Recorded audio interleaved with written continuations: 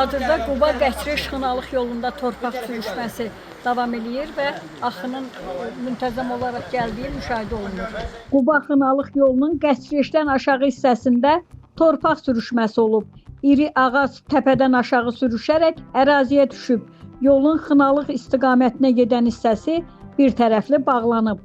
Hazırda nəqliyyat vasitələri yolun üst hissəsindən hərəkət etməli olurlar. Hadisə yerində olan çəkiliş qrupumuz sürüşmənin hələ də davam etdiyini müşahidə edib.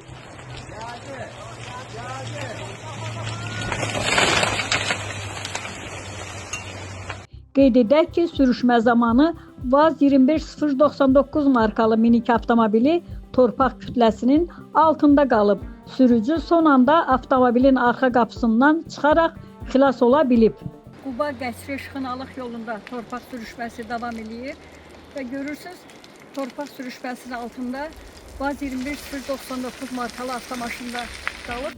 Quba icra başçısının Qəçri İnzibati Ərazi Dairəsi üzrə nümayəndəsi Ələkbər İsmailov bildirib ki, sürüşmə baş verən ərazi nəzarət altındadır. Hazırda nəqliyyat vasitələri Xınalıq yolunun üst hissəsindən hərəkət edir. İnsan itkisi qeydə alınmayıb. Quba 9 saylı xüsusi təyinatlı yol istismar idarəsindən verilən məlumata görə isə yolun təmizlənməsi işlərinə yalnız sürüşmə tam dayandıqdan sonra başlanılacaq.